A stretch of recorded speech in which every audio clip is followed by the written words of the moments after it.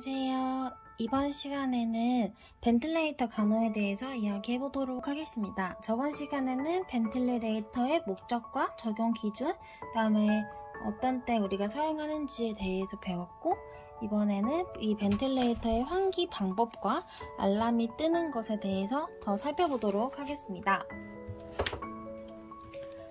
우선 여기 파란색으로 써둔 것을 보자면 제가 플로우와 FiO2를 써두었는데요. 블로그에도 써두었지만 플로우 같은 경우는 산소의 세기, 우리가 산소의 유량이라고도 부르는 것이고, 이 FiO2는 우리가 공기를 흡입할 때 산소의 농도를 뜻합니다. 우리 대기 중에는 산소가 총 21%가 있고 20.9에서 21%가 있다고 보고 있고, 플로우 같은 경우는 30리터라고 합니다. 최대 흡기 속도는 20에서 30 정도라고 보고, 병원마다 사용하는 것이 다른지는 모르겠는데 저는 플로우는 30리터 per 미닛이라고 배웠어요.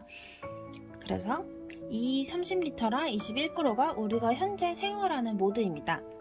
또 O2가 1리터 우리가 환자에게 증가를 시켜드릴 때마다 FiO2가 4%씩 증가한다고 보시면 됩니다. 그래서 첫 번째로 CMV 강제 조절 환기를 보자면 컨트롤드 만다토리 벤틸레이션이라고 합니다. 그래서 환자가 자가 호흡이 아예 없을 때 이 CMV 모드를 사용하게 되고, 마찬가지로 환자의 호흡이 전혀 없기 때문에 이 벤틸레이션, 이제 인공호흡기 기계가 우리가 정해놓은 호흡수로 트리갈리 사이클을 유지해서 환자의 호흡을 유지해주는 방법입니다. 그래서 이것은 환자의 파이팅이라고 적어놨는데, 파이팅이 뭐냐면 벤틸레이션 기계와 환자가 엇갈려서 서로 부딪히는 그 과정을 파이팅이라고 불러요. 그래서 이 CMV 조절 환기에서 파이팅이 일어나는 이유가, 환자의 숨이 전혀 없으니까 우리가 일정한 호흡을 이제 유지해서 환자에게 들어가는데, 그래서 자발적인 호흡이 아예 없는 환자에게는 이 CMV 환기 모드가 맞아요. 그렇지만 환자가 이제 자발적인 호흡이 일어났다고 하면 그 호흡 시작과 함께 인공호흡기가 파이팅을 하게 되는 거예요. 근데 이 파이팅을 하면 왜 안 좋냐면, 이제 심혈관 문제나 바로 트라우마 같은 손상을 입게 돼서 우리가 이제 CMV 모드에서 다른 모드로 변경을 시켜주거나, 아니면 환자를 진정시키는 약물을 더 써서 호흡을 아예 앞니와 무호흡으로 만들어주는 것이 이 CMV 조절 환기 컨트롤드 방법이고요. 두 번째는 SCMV 모드입니다. SCMV는 적어놨다시피 어시스트가 붙어가지고 어시스트 컨트롤드 만다토리 벤틸레이션이에요. 그래서 이 CMV와 같지만 환자가 만약에 흡기 시작 노력이 있을 때 이 흡기를 유도 보조하는 것이 이 SCMV예요. 그래서 도움이 있는 강제 조절 환기라고 해서 환자가 호흡해서 흡기 시작을 멈춰주는 모드라고 생각을 하면 됩니다. 그래서 환자가 흡기 능력이 없을 때 우리가 벤트 기계에 정해진 횟수의 컨트롤드 모드로 해서 이 정해진 호흡을 할 수 있도록 하지만, 호기는 기계에 의해서, 그래서 흡기 유도 보조니까 이제 호기의 이행은 기계에 의해서 이루어지게 해주고, 이제 장점으로는 레스피레토리 머슬 톤 유지를 돕는다는 그런 장점이 있습니다. 세 번째는 IMV입니다. IMV 같은 경우는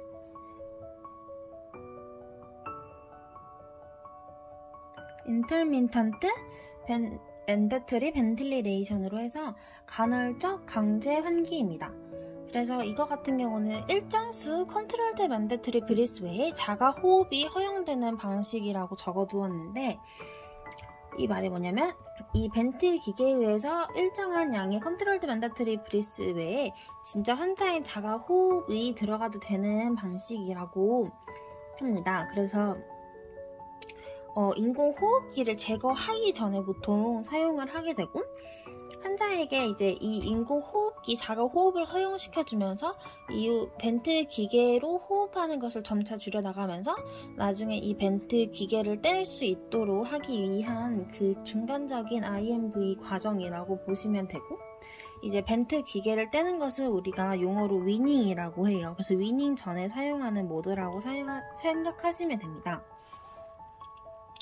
네 번째는 SIMV입니다. 이거는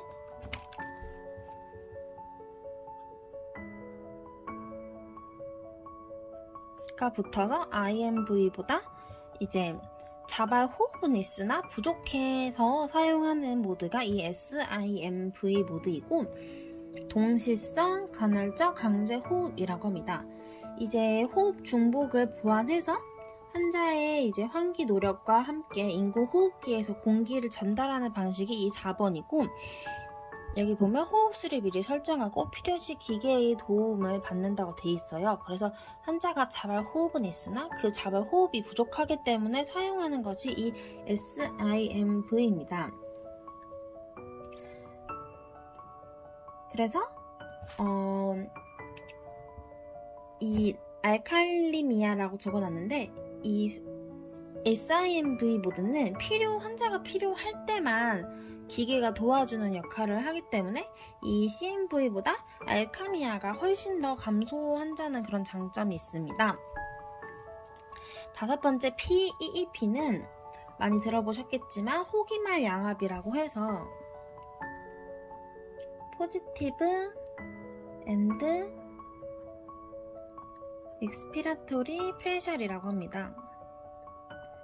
그래서 기계적 환기를 받는 이제 환자의 기도를 양압으로 유지를 시켜주는 방식이 이 PEEP입니다. 그래서 기능적 장기량을 증가시켜준다는 장점이 있고, 또 이제 호기말 양압이다 보니까 호기말의 대기의 압력 수준을 일정 이상 유지하게 돼서 이제 기능적 장기량이 증가되게 하는 그런 모드입니다. 이제 여섯 번째는 프레셔 컨트롤 모드입니다. 그래서 선택을 우리가 만약 하게 되면 프레셔 컨트롤러로 작동을 하게 되는 그런 모드이고, 이거 같은 경우는 만약에 환자나 상태나 이제 주의가 변화했을 때 환자한테 걸리는 프레셔가 일정하게 유지되고 볼륨이나 플로우 레이트가 변해서 우리가 원하는 이제 압력으로 인스피레이션이 유지되게 하는 것이 이 프레셔 컨트롤 모드입니다. 그래서 만약에 ARDS 환자에게 유용한데, 왜냐하면 이 ARDS 환자 같은 경우는 평균압이 되게 의미가 있는 환자이기 때문에 평균압이 의미 있는 ARDS 환자에게 유용하다는 것이 있습니다. 일곱 번째로는 벤틸레이터 세팅하는 그 용어들에 대해서 설명을 해드릴게요. 이 흡기 유지 같은 경우는 I 대 1이라고 되어 있는데 흡기 시간 대 호기 시간이라고 적어뒀어요. 이거는 1대 2가 기본이라고 생각을 하시면 되고, 첫 번째 TV는 티발 볼륨입니다. 타이달 볼륨이라고 하고 1회 호흡량, 1회 흡식이라고 했어요. 그래서 호식으로 폐 안에 들어갈 수 있는 기체량으로 하고, 이제 보통 세팅은 1kg당 10ml의 RR이라고 돼 있어요. 그래서 호흡수 1분 동안 하는 호흡 횟수를 세팅하는 것이고, 호흡수를 이제 조정하는 것 같은 경우는 이제 여기는 FiO2를 좀 풀어서 얘기하자면 Fraction of Inspired Oxygen이에요. 그래서 이거 같은 경우는 PO2 수준에 따라서 이제 조정을 하게 되어 있고, 이 RR 같은 경우는 레스피레터리 레이트로 이제 환자가 어떻게 호흡수를 받을 것인지 호흡수를 측정하는, 그래서 1분당 최소 호흡수를 RR로 설정을 하게 됩니다. 그 다음에 PEEP는 마찬가지로 호기말 양압, 이제 호흡이 끝난 후에 이제 폐에 일정한 압력을 주게 해서 이제 폐포의 확장이 계속 유지될 수 있도록 해주는 것이고, 센시티비티 같은 경우는 자발 호흡시계 감시라고 돼 있어요. 그래서 이제 환자가 이제 호흡을 할 때 그 자발 호흡 시계를 감시하는 능력이라고 되어 있습니다. 그 다음에 인스피레이션 대 익스피레이션, 아까 얘기했던 듯이 1대2가 이제 평균이고, 이제 보통 좀 더 주의 깊게 살펴보자면 COPD 환자 같은 경우에는 이 익스피레이션 타임을 늘려준다가 있습니다.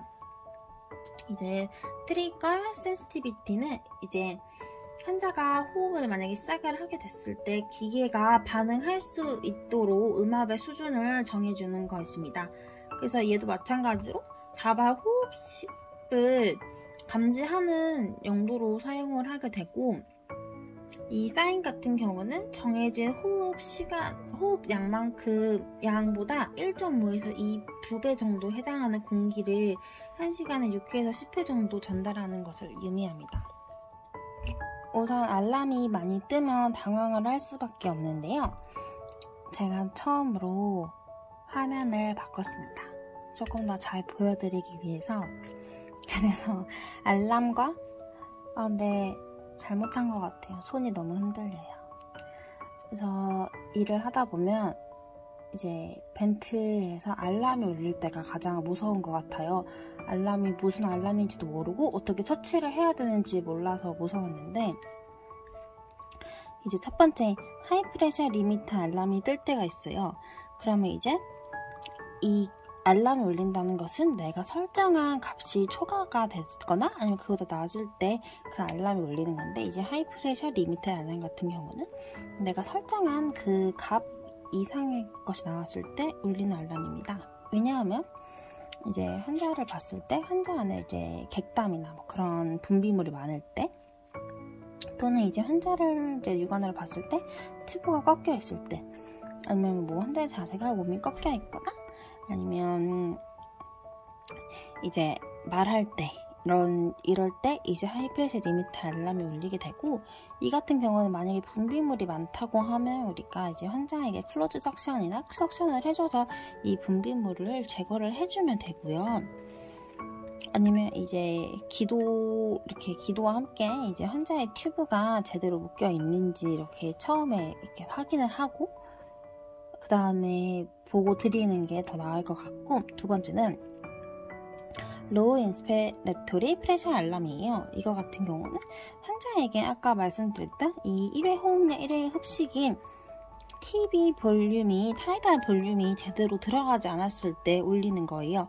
그래서 이거 같은 경우는 이제 디스커넥션 됐을 때, 아니면 튜브 이제 포지션 다를 때, 아니면 leg in cuff일 때. 그래서 이거 같은 경우는 언제 때냐면 이제 벤틸레이션 달고 있는 환자의 이제 입이 계시고, 이제 환자에게 연결되어 있는 관이 있잖아요. 이게 벤틸레이션 기계고, 그러면 이제 이 호스에 이제 물이 많이 차 있을 때가 있어요. 그러면 이제 이 물이 환자 안으로 들어가면 이제 안 되니까 잠깐 분리시켜서 안에 있는 물을 빼드릴 때가 있거든요. 그럼 디스커넥션 되니까 로우 인스피레토리 프레셔 알람이 뜨더라고요. 그럴 땐 또 다시 이제 벤트 기계에 연결을 시켜드리면 또 없어지고, 그런 걸 제가 임상에서 봤고, 이건 당연히 이제 환자한테 적절한 타이달 볼륨이 안 들어가는 거기 때문에 디스커넥션 됐는지 먼저 환자 상태를 파악을 하시면 되고, 세 번째 로우 익셀드 타이달 볼륨 알람 같은 경우는 심호흡을 격려하라고 되어 있어요. 근데 대부분 벤틸레이션 달고 있는 정도의 환자분이시면 심호흡을 전혀 격려를 해드릴 수가 없죠. 그래서 이거 같은 경우는 이 로우 익스헤일드 타이달 볼륨 같은 경우는 환자의 내가 RR을 정했는데 그것만큼 환자의 호흡이 이루어지지 않을 때 사용을 하는 거예요. 그렇기 때문에 심호흡을 격려하는 것이 제가 맞다고 써두었고, 이제 적절하게 이제 환기가 될 수 있도록 저희가 해드려야 됩니다. 그 다음에 암니아 벤틸레이션 알람 같은 경우에는 이것도 마찬가지로 우리가 설정된 암니아 타임이 이제 인터벌 동안 호흡을 안 했을 시 벤틸레이터가 이제 암니아가 돼 있다라고 알려주는 것입니다. 이거 같은 경우는 또 다시 환자가 호흡을 시작하게 되면 이제 뭐 다시 본인의 벤트 내가 원래 설정했던 모드로 돌아가기 때문에 이제 환자의 호흡수가 돌아오는지 좀 확인을 하는 것이 필요하겠고, 이제 암니아가 떴다는 것은 또 상태로 돌아가는 것이기 때문에 주의 깊게 봐야 합니다. 마지막으로는 하이 레스피레토리 레이트입니다. 이거는 이제 환자의 호흡이 빨라지는 것, 하이 레스피레토리라니까 빨라지는 것을 감지하는 그런 모드입니다. 그래서 오늘은 벤틸레이터 환기 방법이랑 알람이 뜨는 방법이랑 거기에 따른 중재에 대해서 알려드렸는데 혹시라도 부족한 점이 있거나 더 궁금하신 사항이 있으면 알려주시기 바랍니다.